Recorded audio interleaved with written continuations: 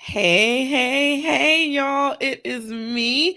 And man, it's me, Sonja W. And we are back again to just help you out, assist you with having a little less chaos here in this week. And I am super, super excited for today's podcast. As usual, this is your chance to make sure that you are reviewing your week, and also my chance to make sure that I'm reviewing my week. I've mentioned this before, but this podcast was kind of started out of selfishness, just a little bit, because I wanted to make sure that I was doing my weekly review. And if I come to you guys live every week, that I have to do my review because I'm telling you that I am, right? Listen, let me tell you. Intentional living is not about being perfect, okay? And I'm going to talk about this at some point. It's not about being perfect, but it's about being intentional with your moments, right? And figuring out, well, what do I need to do to make sure that I do what I need to do, okay? And for me, it was this podcast. So anyway, y'all, morning. So excited that y'all are in the building. We're going to break down the things that we do every single week. We're going to talk about the good things that happen the week before, because it's so important to do that. When we're able to attune our mind to the things that happened and that were good, then we have more confidence that we can move forward in what we have to do in the next week. Then we're going to talk about what's on the docket, right? Because the whole point to these 20 minutes together is to get our minds right, get ourselves together, and making sure that we're planning for the week ahead. Then we're going to break down that intentional topic of the week, that topic that's going to push you further in your pursuit of intentionality, right? And then we'll end with prayer, because listen, prayer changes things.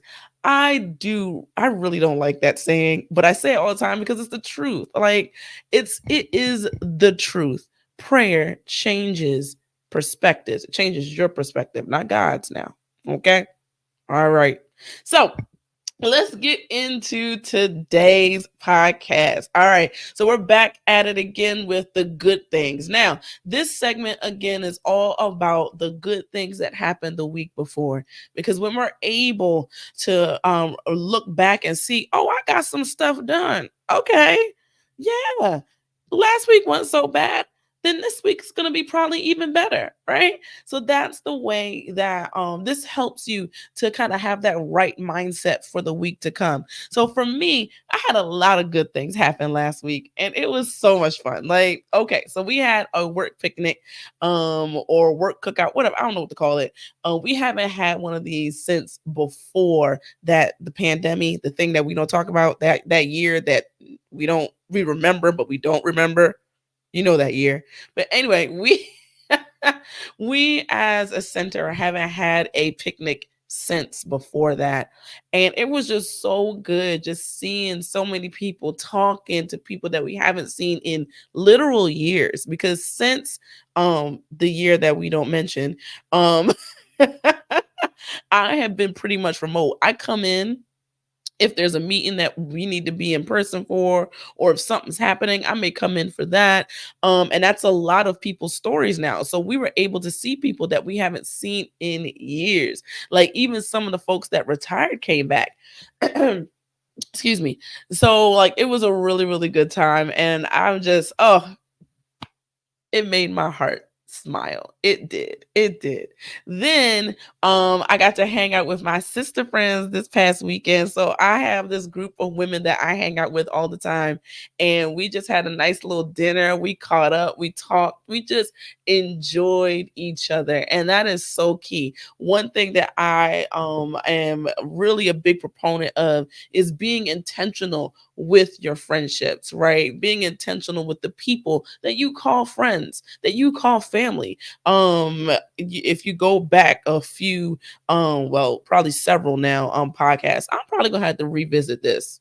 Anyway, if you go back several podcasts, or if you check out the main video on my page, I talk about the intentional relationships that all of us should be cultivating in our lives. And there's 6 of them, right? Is your relationship with God, your relationship with your body, your mind, your family, your friends, and your finances, right? The 6 key relationships that you must cultivate are so key, right? And one of them, again, is friendship. So I try to make sure that I cultivate that with my close friends.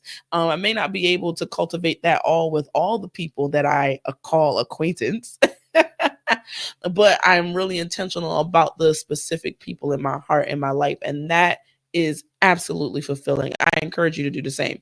So, anyway, good things, all the good things. I'm trying to think if there was anything else.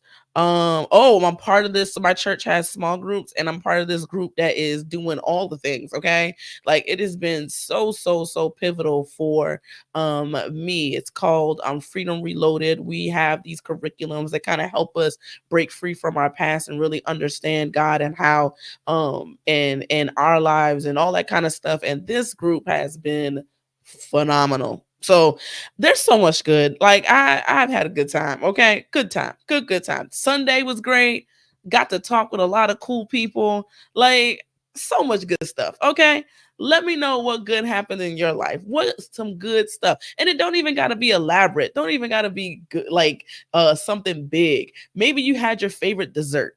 Maybe you I don't know, finally finished your a paper if you're in school. I don't know. But whatever it is, figure out something good and just write it down, because it's so important to do. All right. Now, let's talk about the next subject. The next subject, segment, whatever. It's what's on the docket. Again, the whole point to making sure that you are living a life with a little less chaos is that you actually look ahead to your week, that you actually pay attention to what you have on your docket for the week and plan accordingly. Okay. So, for me, I got a couple of things. Today is Indigenous Peoples Day, so I'm not going to work. But what I am going to be doing is some writing. So if you've been following me, you know I got this thing that I've been trying to write, and I've been playing. I ain't going to lie. I have been playing. I have not been intentional. But we going to fix that. I'm going to do some writing today. I'm also going to train right after this with my trainer. I typically go in the evening, but I was like, I'm off today. Let's go in the morning. Let's get it done. We're going to see if I regret that later. We will. Pray. Pray for me. If you're catching this live or catching this in the 8 a.m. hour on Monday, just pray for me, because I feel like I'm going to need it. Yeah. All right. And then the other things that I got to do, I got a lot of stuff due at work. So I'm like trying to make sure, oh no, my pen is open. If you're following the replay or you're watching online. I mean, if you're not watching online, if you're listening to it on Spotify, just look, and I have ink all over me because I have my pen open on my planner. Anyway, focus. But I got a lot of stuff due at work. So work is gonna be super busy. And I'm trying to think if there's anything else. I got a doctor's appointment. I'm getting my hair done. Oh, I'm so happy. Friday is coming. I'm so happy. Listen, let me tell you, when you can get a good hair wash, hey, maybe that's your good thing that you got your hair done. I don't know. But let me tell you, I'm so excited about Friday. Get this hair done, okay? Because I don't actually like it straight. Um, I know it's like it's straight now, and even yeah, I don't like it straight. So we're gonna probably curl it up or whatever. Anyway, focus.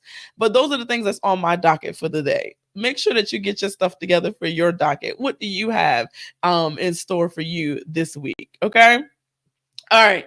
So we got through the good things. We got through the docket. Now let's get into the intentional topic of the week. Now, this is a little kind of, I wouldn't even say detour, but because it's still about focusing, it's still about how we look at our lives and things like that. And one thing that I do every quarter is my reset. If you want more information about that, I got links below. You can do your own reset every quarter. But I was doing my reset, and also because it's the last quarter of the year, I begin to, pray and ask the Lord, like, what do you see for me in the next year? What do you want to do in my life in this next year, right? And I started to pray about this. And one thing that the Lord dropped on my heart immediately was more. And what he said was that there is going to be more in 2025 and it starts in Q4. So more in Q4, right? And I am really excited about that. But I was like, okay, more in 2025, but it starts in Q4. What does that even mean, right?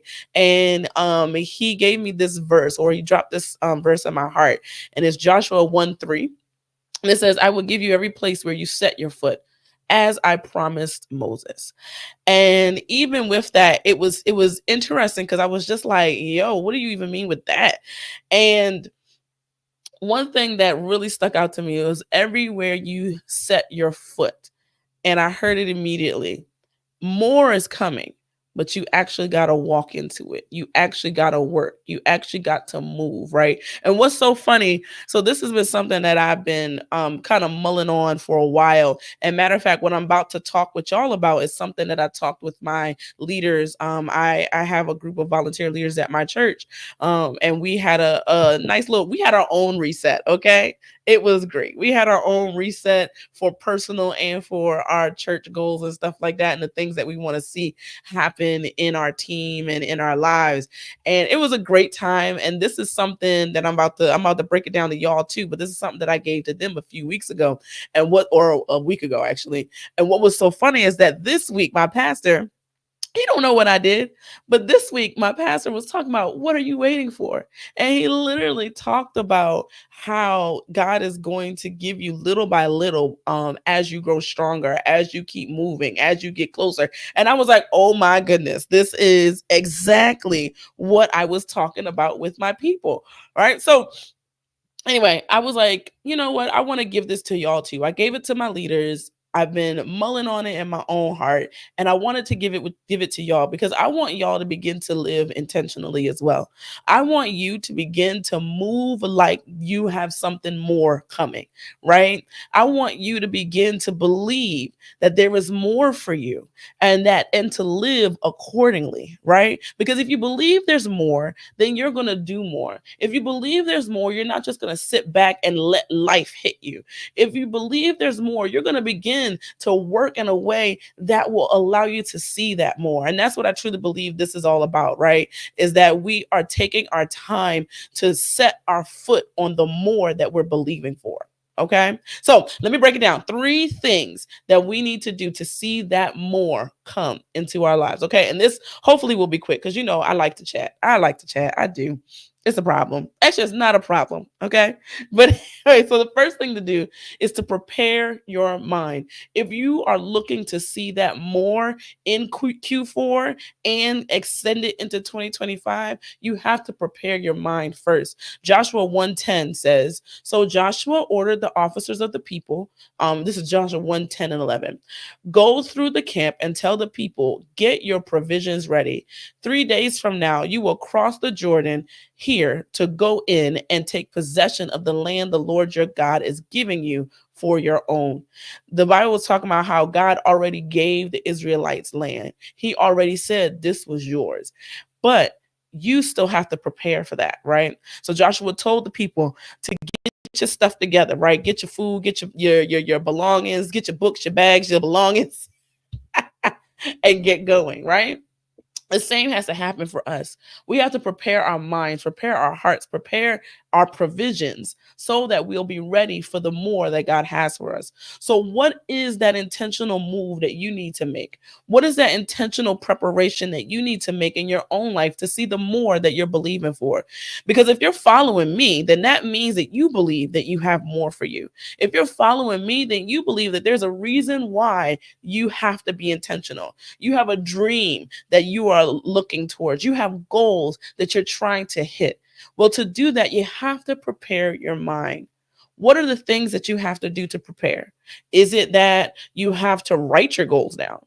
Is it that you have to, I don't know, prepare your space? Do you need to clean your office? I need to clean my desk. Y'all can't see it, but some stuff is a mess. I got to do that. So that's me preparing. What do you have to do to prepare for the more that you're believing for? We're gonna be making moves. We're gonna be making moves this year, right? It's so funny. God, our pastor said, not God. Our pastor said yesterday that The Lord isn't going to open the door for you if he's already given you a doorknob and he put the key in your pocket. And I was just like, you right. Right? Like if you look at all the miracles that happen, all the big miracles that we always talk about, right? God has put his hand in there, but there was something that somebody had to do. The woman had to pour oil in a jar. Another woman had to go get jars to put oil in. One woman had to give of her last to a prophet. Another person had to touch the hem of God's garment. Like there is some the friends had to break into somebody's roof. I wonder about that. What happened? These people broke into somebody's roof. So who paid for the roof repairs? Anyway, they had to lower their friend to God, right? Peter got out of the boat to walk on this water, right? So there is some action, some natural action that we have to make so that we can see the miracles that God has for us. So this is the same for us here to prepare our minds. The second thing is to ID the land. God gave the Israelites very specific areas to occupy. So we have to figure out, well, what is the specific area that God has for us to occupy as well? Joshua 1:4 says, your territory will extend from the desert to Lebanon and from the great river, the Euphrates, all the Hittite country to the Mediterranean Sea in the west. Like God was very specific about the whole territory, every border, every part of it, right? And God is just as specific about what he has for you to do. It's time for you to get clear about the land that you're supposed to occupy, right? Are you supposed to talk to everybody, or is it a small group of people? Are you supposed to write books, do a podcast, do a million different things, right? Or are you just supposed to do one thing? One thing that I'm even kind of thinking through is, what is the one thing that I am to do, right? Is it one or two things, right? And I'm always looking at that in my life. Am I doing what God has called me to do in this season? Am I where I'm supposed to be? I'm always asking that question because I know that God has a specific place, a specific thing, or specific things that he wants me to do. The same for you. You have to ID your land. What is it that you are supposed to occupy? Okay. Then the last thing is to move, walk, do. You must actually tread upon the land. Let's go back to Joshua 1:3. It says, I will give you every place where you set your foot. Where you set your foot, as where God promised Moses, right? You actually have to tread upon the land. You actually have to make a move, right? I talked about some of those miracles that happen in the Bible. I think all of the miracles that we always talk about had some natural component, had some movement of the person that miracle happened for, right? The guy with the one what was it? The guy of the at the beautiful pool, beautiful gate, whatever it was. I can't remember, right? Like he had to say, Lord, I want you to heal me. He had to actually say it, right? How many other, I can't even think of any others right now, but literally, if you were to go look at the Bible right now, I promise you, if there was a miracle, there was a natural movement. So what is your movement? What is it that you have to do? For me, it's actually sitting down to write, to plan the time to write. For me, it's actually posting more because I know I need to. You know, it is what it is. I know what I need to do. But what is it that you need to do? You need to move, walk, do the thing that you are supposed to do. Okay?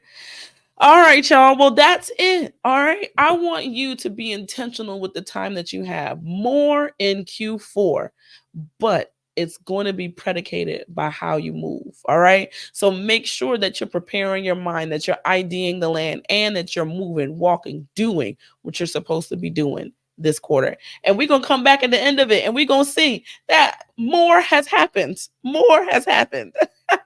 All right. All right, y'all. Well, we are done for today. I actually got done in 20 minutes. That's wild. That rarely happens. So let's go ahead to the last segment, and that is the Dreamboost Prayer of the week. Let us pray.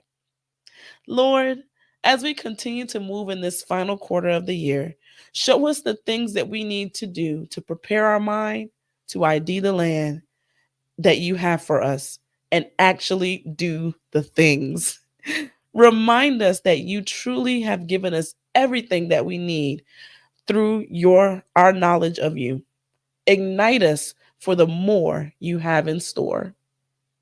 All right, y'all. Well, I hope that this was good for you. It was a reminder for me, and I'm hoping it's a reminder for you.